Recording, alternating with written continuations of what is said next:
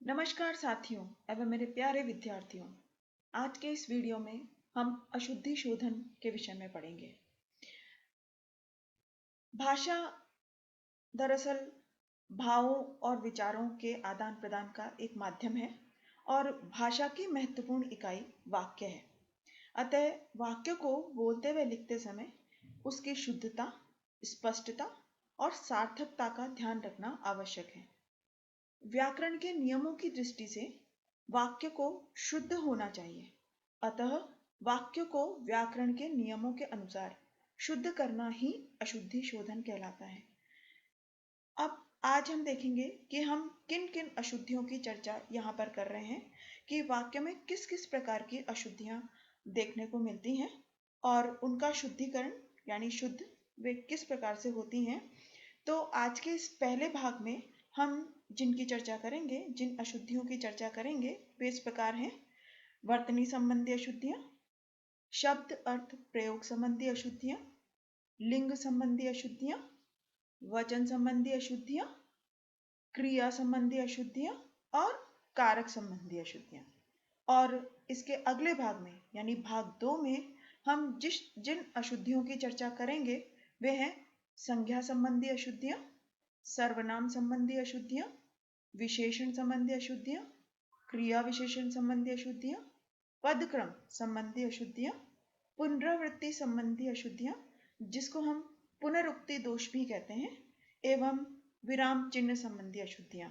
तो आइए आज हम सबसे पहले इस भाग की बात करते हैं और ये जितनी भी प्रकार की अशुद्धियां हैं उनको हम ध्यान से देखते हैं। सबसे पहली अशुद्धि है वर्तनी संबंधी अशुद्धियां। ये देखिए आप, सबसे पहले हम देखेंगे कि ये जो पहला है ऐतिहासिक, इसको जब वाक्य में लिखा जाता है तो कई बच्चे या विद्यार्थी इस प्रकार से लिख देते हैं ऐतिहासिक, यानी इतिहास शब्द में इक प्रत्यय का प्रयोग किया गया है। और कई बार विद्यार्थी इसको ऐसे भी लिख देते हैं जिसको हम कहते हैं ऐतिहासिक, लेकिन ये दोनों ही तरीकों से गलत है। इसका शुद्ध रूप है ऐतिहासिक, जिसको हम पढ़ते हैं, उच्चारण करते हैं ऐतिहासिक, यानी ये ए ना होकर के अय है। तो इतिहास, इसको भी जब हम विच्छेद करेंगे, प्रत्यय को देखेंगे तो हम पाएंगे इतिहास जमा इक प्रत्यय। इसी प्रकार देखिए आशीर्वाद, जिसको ज्यादातर विद्यार्थी इस प्रकार से लिखते हैं, और यदि इस प्रकार भी लिखा जाता है आशीर्वाद तो भी वह अशुद्ध समझा जाता है और इसका शुद्ध रूप है आशीर्वाद, इस प्रकार। अब है उज्जवल, जिसको इस प्रकार लिखा जाता है, ज्यादातर विद्यार्थी इस प्रकार लिखते हैं और इस प्रकार भी हमें देखने को मिलता है कि इस प्रकार भी जब हम हिंदी लिखते हैं तो इस प्रकार भी लिखा हुआ देखते हैं। लेकिन आपकी जानकारी के लिए मैं बता दूं कि ये शब्द और ये शब्द दोनों ही अशुद्ध लिखे हुए हैं और इनके स्थान पर शुद्ध क्या है, उज्जवल, यानी दोनों ज आधे आधे ही आते हैं। इसी प्रकार देखिए कवित्री और कवियत्री दोनों ही अशुद्ध हैं, इसके स्थान पर कवयित्री। उच्चारण से ही पता चलता है कवयित्री, तो ये जो शब्द है ये शुद्ध है। तो इस प्रकार जब भी हम इन शब्दों को वाक्य में प्रयुक्त करते हैं और अगर हम इनको इस प्रकार लिखते हैं तो यह वर्तनी संबंधी अशुद्धि कहलाता है। यानी कि यद्यपि पूरा वाक्य सही है, लेकिन वाक्य में यदि इन शब्दों का हमने प्रयोग किया है और वह अशुद्ध किया है तो पूरा वाक्य ही अशुद्ध कहलाता है। अब हम आगे देखें।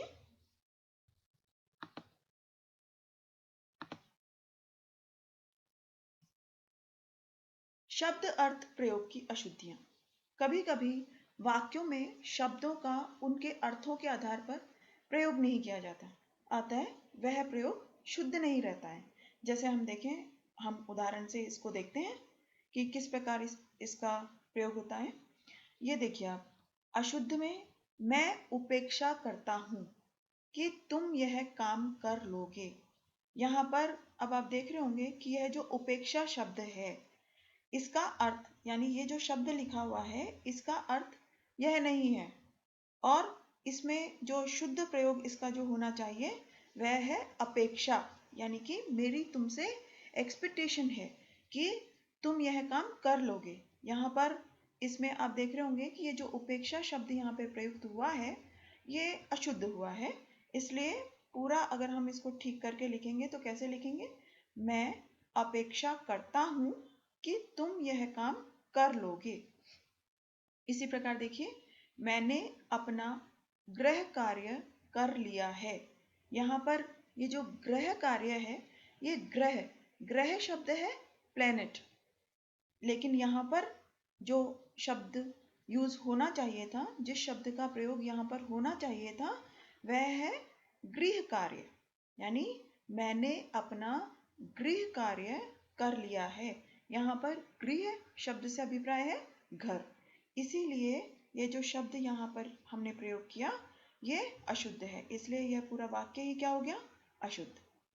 आगे देखिए, तुम हमेशा बेफिजूल की बातें करते हो। बेफिजूल, बेफिजूल यानी इसका मतलब यह हुआ कि तुम फिजूल की बातें नहीं करते हो। बे यानी नहीं करना, लेकिन इसको हम लिखना कैसे चाहते थे कि तुम हमेशा फिजूल की बातें करते हो, अर्थात फिजूल यानी बेकार। तो यहाँ पर हमने यदि बेफिजूल शब्द का प्रयोग किया है तो वह अशुद्ध प्रयोग किया है, इसलिए पूरा वाक्य ही क्या हो जाता है, अशुद्ध। तो इसको ठीक करने के लिए, इस अशुद्धि को दूर करने के लिए हमें यहाँ से बे हटाना होगा, तो यह वाक्य क्या है, शुद्ध हो जाता है। तुम हमेशा फिजूल की बातें करते हो। एक इसके अतिरिक्त एक और है लिंग संबंधी अशुद्धियां। अब यानी कि ये देखिए आप कि जब भी कभी जिस लिंग में, यानी कि संज्ञा जिस लिंग की होती है उसका जो उसकी जो क्रिया होती है वह भी उसी लिंग के अनुसार लगाई जाती है। जैसे यहाँ पर आप देखिए,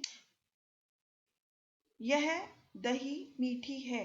यहाँ पर दही का जो विशेषण लगाया हुआ है वह मीठा होना चाहिए था, लेकिन यहाँ पर मीठी लगाया हुआ है, जबकि दही पुल्लिंग है।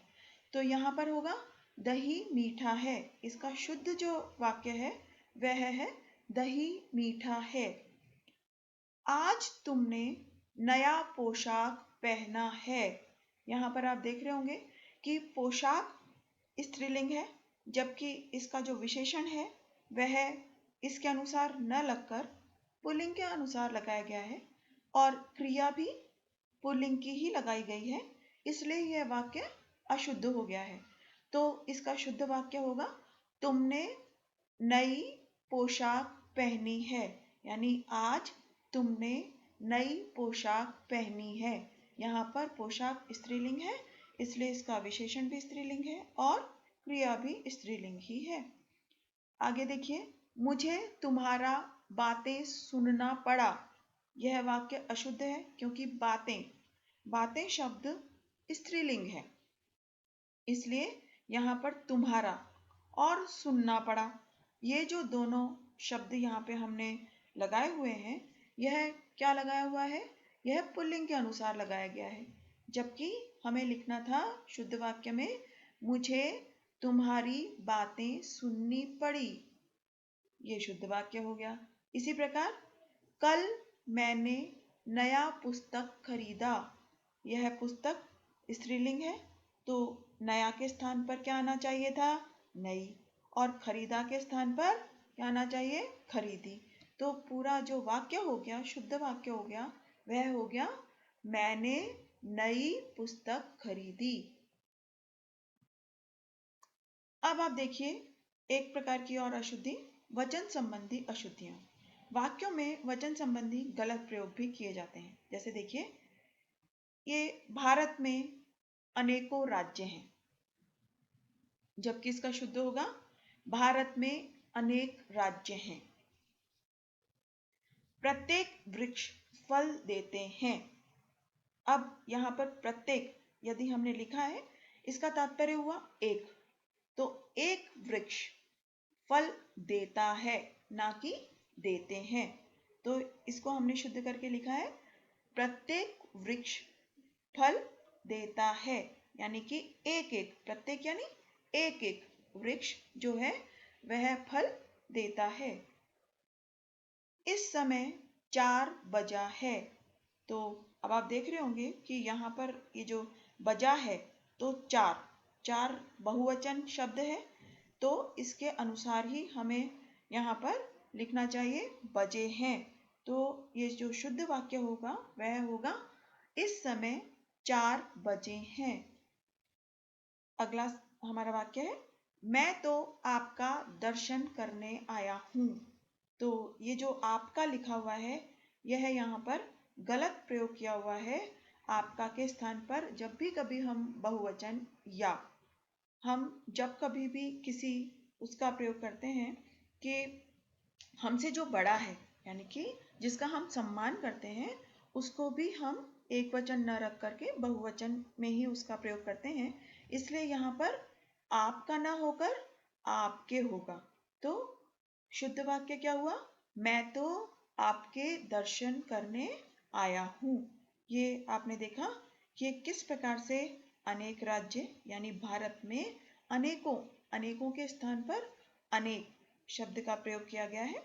वृक्ष के साथ फल देता है का प्रयोग किया गया है, 4 के साथ बजे हैं का प्रयोग किया गया है, और आपका के स्थान पर शुद्ध वाक्य में आपके शब्द का प्रयोग किया गया है। अब एक आता है क्रिया संबंधी अशुद्धियां। वाक्य में क्रिया का प्रयोग कर्ता के लिंग एवं वचन के अनुसार किया जाता है, यानी कि कर्ता जिस लिंग और वचन का है, क्रिया भी उसी लिंग और वचन की होती है।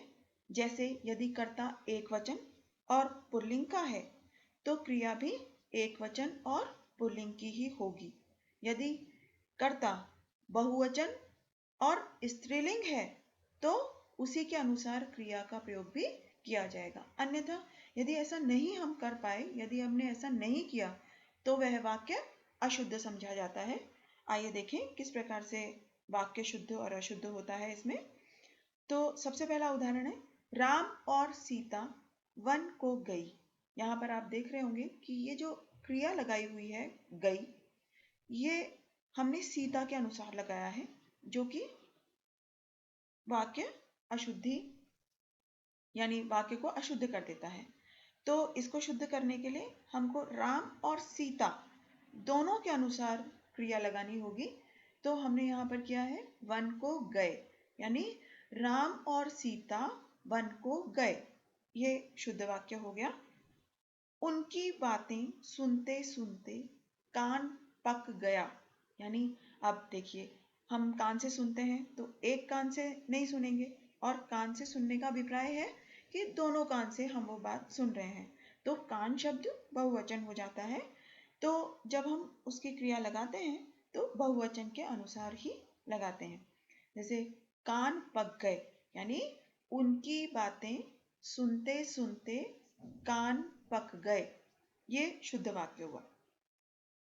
मेरी बहन दिल्ली से वापस आया है, ये जो वाक्य है इसमें मेरी बहन स्त्रीलिंग है, बहन स्त्रीलिंग है, लेकिन ये जो क्रिया हमने लगाई है ये पुल्लिंग की लगाई है, इसलिए यह वाक्य अशुद्ध हो गया है। इसको शुद्ध करने के लिए हमें आया के स्थान पर आई लगाना होगा, जो कि स्त्रीलिंग की क्रिया है। इसलिए अब वाक्य बना, मेरी बहन दिल्ली से वापस आई है। ये दरअसल क्रियापद का प्रयोग जो होता है वो बहुत तरीके से अशुद्ध हो सकता है। इसमें एक और है अनावश्यक क्रियापद का प्रयोग, यानी कि उसमें उसकी आवश्यकता नहीं होती लेकिन हम उसको उसमें प्रयोग कर देते हैं, यानी कि उस शब्द की वहां पर अनिवार्यता नहीं होती लेकिन उस शब्द का प्रयोग वहां पर हम कर देते हैं। जैसे देखिए उदाहरण के अनुसार, यहाँ अशोभनीय वातावरण उपस्थित है। यहाँ पर उपस्थित जो है इसकी आवश्यकता यहाँ पर नहीं थी, क्योंकि अशोभनीय वातावरण है, उसी से जो वाक्य है वह कंप्लीट होता है, पूर्ण होता है। लेकिन हमने यहाँ पर उपस्थित शब्द का प्रयोग किया है जो इस वाक्य को अशुद्ध बना देता है। तो इसको शुद्ध करने के लिए हमें यहाँ अशोभनीय वातावरण है यही वाक्य रखना पड़ेगा और उपस्थित शब्द को यहाँ से हटाना होगा। तो इसी प्रकार देखिए, अब और स्पष्टीकरण करने की आवश्यकता नहीं है। यहाँ पर स्पष्टीकरण बहुत है शब्द, लेकिन हमने यहाँ पर एक शब्द और जोड़ दिया करने की, जिसकी कि यहाँ पर आवश्यकता नहीं है। तो अनावश्यक ही हमने यहाँ पर एक क्रियापद का प्रयोग किया हुआ है जिसकी यहाँ पे आवश्यकता नहीं है। तो इसको हम जब शुद्ध रूप में लिखेंगे तो कैसे लिखेंगे? अब और स्पष्टीकरण की आवश्यकता नहीं है, यानी इस करने शब्द की यहाँ पर कोई जरूरत नहीं है। कभी कभी हम आवश्यक क्रियापद यानी कहीं कहीं पर आवश्यकता होती है उस क्रियापद की, फिर भी हम उसका प्रयोग वहां पर नहीं करते, तब भी वाक्य अशुद्ध हो जाता है। जैसे कि हम उदाहरण देख सकते हैं, वह सिलाई और अंग्रेजी पढ़ती है। अब यहाँ पर ये दो क्रियाएं हैं हमारे सामने, सिलाई और अंग्रेजी पढ़ना। यहाँ पर दो अलग अलग क्रियाओं की दो चीजें हैं, तो हमें दो अलग अलग क्रियाओं की आवश्यकता थी जो हमने नहीं लगाई, इसलिए वाक्य अशुद्ध हो गया। जब हम इसी वाक्य को शुद्ध बनाते हैं तो क्या करते हैं? वह सिलाई सीखती है, यानी एक ये जो है सिलाई, इसके साथ में हमने क्रिया का प्रयोग किया और अंग्रेजी के साथ भी हमने क्रिया का प्रयोग किया। तो जब दो अलग अलग चीजें हैं, उन दोनों अलग अलग के साथ में हमने अलग अलग क्रिया का प्रयोग किया है। इसमें हम एक क्रिया का प्रयोग तो हमने किया, पढ़ती है, लेकिन सिलाई के साथ क्रिया का प्रयोग करना हमने उचित नहीं समझा, जिससे कि वाक्य अशुद्ध हो गया। एक अन्य वाक्य देखिए, वह तो खाना और चाय पीकर सो गया। अब यहाँ पर खाना संज्ञा और चाय संज्ञा के साथ में हमने क्रिया दो नहीं लगाई। चाय के साथ पीकर तो हमने यूज किया, लेकिन खाना के साथ में हमने क्रिया नहीं लगाई है, तो यह वाक्य अशुद्ध है। इसको शुद्ध करने के लिए हमें यह वाक्य इस प्रकार बनाना होगा, वह तो खाना खाकर और चाय पीकर सो गया, यानी कि खाना के साथ भी हमने क्रिया लगाई और चाय के साथ भी हमने क्रिया लगाई। अनुपयुक्त क्रियापद, यानी कि ये जो हमने क्रियापद लगाया वह वहां पर अनुपयुक्त था, तो उसको उपयुक्त करना होगा।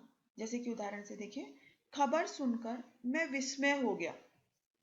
और ये जो विस्मय शब्द है ये यहाँ पर अशुद्ध प्रयोग किया गया है, जबकि इसका जो शुद्ध प्रयोग होगा वह है खबर सुनकर मैं विस्मित हो गया, यानी कि ये जो विस्मय है उसका मतलब होता है आश्चर्य, जबकि विस्मित शब्द का अभिप्राय होता है आश्चर्यचकित। तो यहाँ पर यदि यह शब्द हम इस तरह से प्रयोग करते हैं तो वह हो जाएगा खबर सुनकर मैं आश्चर्य हो गया, तो यह वाक्य गलत हो गया। लेकिन जब हमने इसको विस्मय के स्थान पर विस्मित हमने किया तो इसका अभिप्राय हुआ खबर सुनकर मैं आश्चर्यचकित हो गया, जो सही है यानी शुद्ध है। इसी प्रकार मैं माताजी को खाना डालकर या देकर आई। अब यहाँ पर डालकर और देकर दोनों ही शब्द जो हैं वे अनुपयुक्त हैं, यानी कि खाना के हिसाब से उपयुक्त नहीं है। तो इसका शुद्ध प्रयोग होगा मैं माताजी को खाना परोस कर आई। यहाँ पर खाना के साथ यदि आप किसी को भोजन करवाते हैं यानी खाना खिलाते हैं तो उसके साथ में परोस कर क्रियापद का प्रयोग किया जाता है, परोसना शब्द का प्रयोग किया जाता है, ना कि डालना या देना। हिंदी में कुछ विशेष संज्ञाओं के लिए विशेष क्रियाओं का ही प्रयोग किया जाता है। इसके जैसे हम कई बार जब वाक्य बनाते हैं तो कह देते हैं दान दिया, मैंने दान दिया, जबकि वह दान दिया जो हमने यूज किया जो दान के साथ हमने दिया क्रिया का इस्तेमाल किया है, प्रयोग किया है, वह गलत किया है। इसके साथ में दान के साथ में किया जो होता है वह शुद्ध होता है। इसी प्रकार मैं प्रतीक्षा देख रहा था, तो प्रतीक्षा के साथ देखना अनुपयुक्त है, यानी अशुद्ध बनाता है उसे। तो शुद्ध क्या होगा? प्रतीक्षा करना। इसी प्रकार प्रयोग होना गलत है, यानी प्रयोग के साथ होना क्रिया का इस्तेमाल यदि किया जाता है, यदि इसका प्रयोग हम करते हैं तो वह वाक्य को अशुद्ध बनाता है। इसके साथ हमें करना होगा प्रयोग करना। इसी प्रकार प्रश्न पूछना, तो यदि हम कहते हैं कि मैंने उससे प्रश्न पूछा, तो यह वाक्य अशुद्ध हो जाता है, क्योंकि इसके स्थान पर हम प्रश्न के साथ जो क्रिया लगाते हैं, क्रिया का प्रयोग करते हैं, वह है करना। यानी कि प्रश्न के साथ में जो क्रियापद लगता है वह होता है करना, यानी मैंने प्रश्न किया। एक अन्य चीज भी है कि स्थानीय बोलियों के प्रयोग से भी वाक्य अशुद्ध हो जाता है। कभी कभी हम भाषा में स्थानीय बोलियों का प्रयोग करते हैं जिसकी वजह से वाक्य अशुद्ध हो जाता है। जैसे कि उदाहरण देखिए, वह खाना खावेगा। अब यहाँ पे ये जो खावेगा शब्द है, ये हिंदी भाषा की दृष्टि से अशुद्ध है, तो इसके स्थान पर होगा वह खाना खाएगा, यानी खावेगा के स्थान पर खाएगा। इसी प्रकार उसने जैसी करी है, ये आप ध्यान दीजिए, करी है, मैं नहीं कर सकता। तो इस एक शब्द की वजह से, यानी इस एक शब्द के कारण ये पूरा वाक्य ही अशुद्ध हो गया है। जबकि इसका प्रयोग यदि हम शुद्ध वाक्य में वाक्य के लिए करेंगे तो किस प्रकार से करेंगे? उसने जैसा किया है मैं नहीं कर सकता, यानी करी शब्द के स्थान पर हमने किया शब्द का प्रयोग किया है, जिससे कि वाक्य शुद्ध हो जाता है। अब एक और अशुद्धि के बारे में हम देखेंगे, वह है कारक संबंधी अशुद्धियां। यानी कि वाक्यों में कभी कभी कारक संबंधी गलत प्रयोग भी देखे जाते हैं। जैसे सबसे पहले देखिए, कर्ता कारक संबंधी अशुद्धि। यानी अगर आप कारक कारक के विषय में आप परिचित होंगे,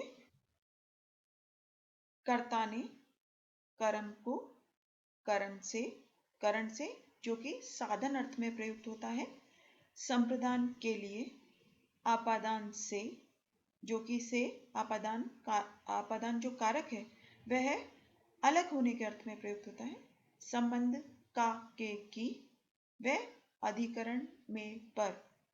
तो यहाँ पर हम सबसे पहले कर्ता कारक यानी कर्ता ने, जिसका चिन्ह होता है ने, उसका प्रयोग संबंधी अशुद्धि देखेंगे कि किस प्रकार से वाक्यों में यह अशुद्धि पाई जाती है। देखिए, जब कभी भी हम भूतकाल में सकर्मक क्रिया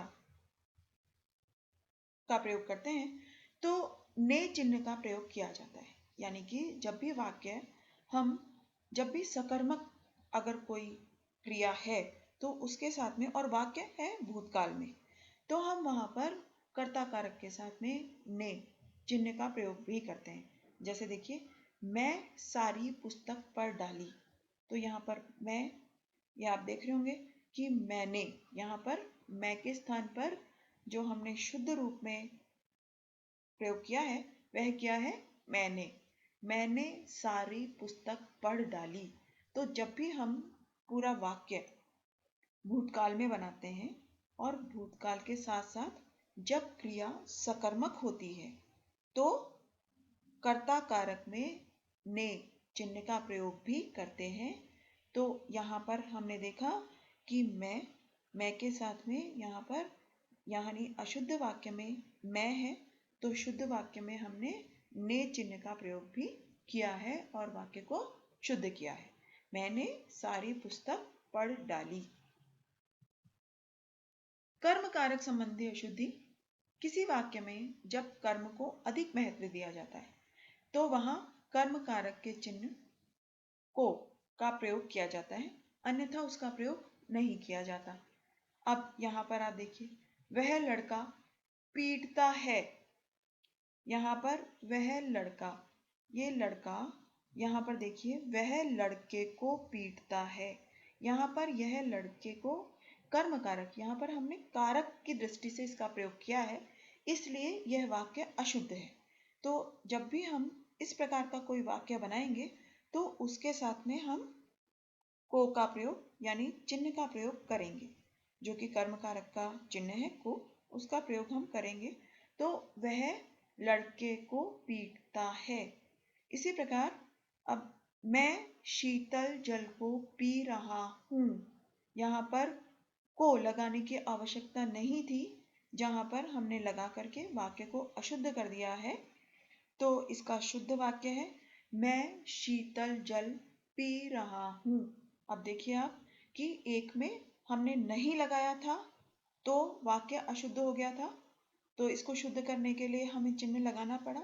जबकि दूसरे वाक्य में जबकि हमने को लगाया है तो वाक्य शुद्ध हो गया है, जबकि यहाँ पर कर्म कारक होने के उपरांत भी चिन्ह को नहीं लगाना था, तो हमने यहाँ पर दूसरे में नहीं लगाया है।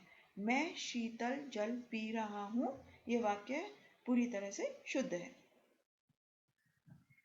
करण कारक संबंधी अशुद्धि, वह बस पर यात्रा कर रहा है। अब यहाँ पर करण कारक का जो चिन्ह है वह है से, और वह भी साधन अर्थ में, यानी कि मैं यात्रा कर रहा हूं तो यात्रा करने का साधन क्या है। इसी प्रकार वह यात्रा कर रहा है तो यात्रा करने का साधन क्या है, बस। तो यहाँ पर बस के साथ से का प्रयोग किया गया है। यदि हम ऐसा नहीं करते हैं तो यह करण कारक संबंधी अशुद्धि हो जाती है। तो इसलिए इसका शुद्ध वाक्य क्या होगा, वह बस से यात्रा कर रहा है।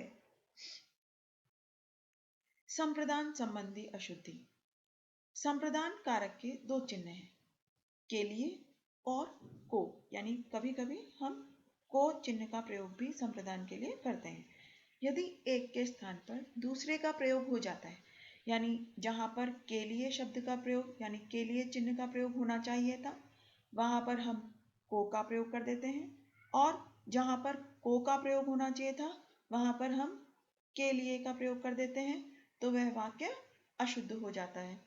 तो आइए देखें उदाहरण से। पंडित जी ने भक्तों के लिए कथा सुनाई। यहाँ पर जो चिन्ह है भक्तों के लिए, तो के लिए जो चिन्ह है वह उपयुक्त नहीं है, इसलिए वाक्य अशुद्ध हो गया। यहाँ पर को चिन्ह का प्रयोग किया जाना चाहिए था, जो कि इसमें नहीं किया गया है। तो शुद्ध वाक्य है पंडित जी ने भक्तों को कथा सुनाई। दूसरा जो वाक्य है, शिष्य यज्ञ को लकड़ी लाया। अब यहाँ पर यज्ञ के साथ में को, यहाँ पर जो को चिन्ह लगाया हुआ है वह गलत लगाया हुआ है, यानी कि उसका प्रयोग गलत किया गया है। इस चिन्ह के स्थान पर यहाँ पर के लिए चिन्ह का प्रयोग किया जाना चाहिए था। तो शुद्ध वाक्य हो गया है शिष्य यज्ञ के लिए लकड़ी लाया। तो अब आपने देखा होगा कि दोनों चिन्हों में यदि हम एक के स्थान पर दूसरे का प्रयोग कर देते हैं तो वाक्य अशुद्ध हो जाता है, यानी कि जहां पर जिस चिन्ह की उपयोगिता है हमको उसी चिन्ह का वहां पर इस्तेमाल या प्रयोग करना है। अपादान संबंधी अशुद्धि यानी अपादान कारक संबंधी अशुद्धि। अब आप देखिए कि वह शहर के खिलौने ले लाकर बेचता है, यानी अब जैसा कि मैंने आपको अभी बताया था कि आपादान कारक का चिन्ह है से, जो कि अलग होने के अर्थ में आता है। तो यहाँ पर जो हमने चिन्ह लगाया हुआ है शहर के, ये संबंध कारक का चिन्ह लगा दिया है, तो इसलिए यह वाक्य अशुद्ध हो गया है। तो इसको शुद्ध करने के लिए हमने यहाँ पर चिन्ह अपादान कारक का लगा दिया है, तो वाक्य हो जाता है वह शहर से खिलौने लाकर बेचता है। इसी प्रकार देखिए, लड़की झूले पर से गिर गई। यहाँ पर यद्यपि यहाँ पर से लगाया हुआ है यानी कारक चिन्ह लगाया हुआ है, लेकिन यह पर जो है यह यहाँ पर अनुपयुक्त है। तो इसको शुद्ध करने के लिए हमें इसको यहाँ से हटाना होगा, यानी इसका प्रयोग यहाँ से हटाना होगा। तो शुद्ध वाक्य हो जाएगा, लड़की झूले से गिर गई। संबंध कारक संबंधी अशुद्धि। संबंध कारक के, जैसा कि अभी अभी मैंने आपको बताया कि संबंध कारक के जो चिन्ह होते हैं वे होते हैं का, के और की। तो देखिए किस प्रकार से अशुद्ध वाक्य होता है। बिना पैसे का किसी भी आदमी को सम्मान नहीं मिलता। यहाँ पर ये जो का चिन्ह हमने लगाया है, यह यहाँ पर अशुद्ध है। यहाँ पर हमको पैसे के साथ के चिन्ह लगाना था, जिसका प्रयोग हमने यहाँ पर शुद्ध वाक्य में किया है। अब आप वाक्य को एक बार फिर से पढ़िए। बिना पैसे के किसी भी आदमी को सम्मान नहीं मिलता। ये वाक्य यहाँ पर शुद्ध हो गया। एक अन्य उदाहरण देखिए, राधा का और कृष्ण का मंदिर प्रसिद्ध है। तो हम यहाँ पर शुद्ध वाक्य लिखेंगे, राधा कृष्ण का मंदिर प्रसिद्ध है। ऐसा हमने क्यों किया? क्योंकि राधा का और कृष्ण का, राधा और कृष्ण, ये एक सामासिक पद है और सामासिक पद में चिन्हों का लोप कर दिया जाता है और इसे ऐसे यानी सामासिक पद में लिख दिया जाता है। तो इसलिए हमने यहाँ पर शुद्ध वाक्य में लिखा है, राधा कृष्ण का मंदिर प्रसिद्ध है। यानी कि जब भी हम कभी समास का प्रयोग करते हैं तो उसमें चिन्ह लगाने की आवश्यकता नहीं होती है। सामासिक पद में चिन्ह प्राय लुप्त हो जाते हैं। अधिकरण कारक संबंधी अशुद्धि। देखिए उदाहरण, आज बजट के ऊपर बहस होगी। जबकि हमारा अधिकरण कारक जो है उसका जो चिन्ह है वे दो हैं, उसके चिन्ह में और पर, के ऊपर नहीं है। यानी जब कभी भी, अब हमने जो ये पहले वाक्य में हमने के ऊपर जो यहाँ पर प्रयोग किया हुआ है, यह अशुद्ध है। जबकि इसका शुद्ध रूप होगा, आज बजट पर बहस होगी।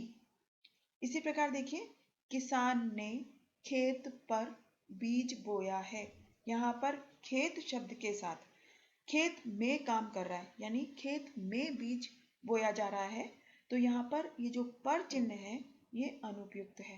तो इसको उपयुक्त, यानी हम इसका शुद्ध प्रयोग किस प्रकार कर सकते हैं, किसान ने खेत में बीज बोया है। यानी पर के स्थान पर, पर चिन्ह के स्थान पर में चिन्ह का यहाँ पर प्रयोग हमने किया है। इसी प्रकार एक अन्य उदाहरण देखिए, घर पर सब कुशल हैं।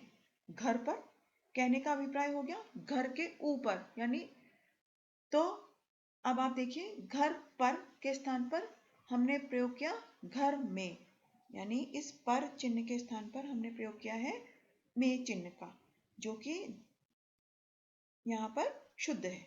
यानी कि इस चिन्ह की वजह से, इस चिन्ह के कारण से यह पूरा वाक्य ही शुद्ध हो जाता है। और हम इसको एक बार फिर से पढ़ेंगे, घर में सब कुशल हैं। यानी कि घर में जो कोई भी है, जो भी सब रह रहे हैं, वे सभी कुशल हैं। आज हमने जिन सभी अशुद्धियों की चर्चा यहाँ पर की है, हमें पूरा यकीन है कि आपको समझ में आ गई होंगी। हम अपने अगले भाग में भी बहुत सारी अशुद्धियों की चर्चा करेंगे, इसलिए अगला भाग देखना ना भूलें और कृपया अपने कमेंट्स जरूर लिखें और इसे लाइक करना ना भूलें। धन्यवाद।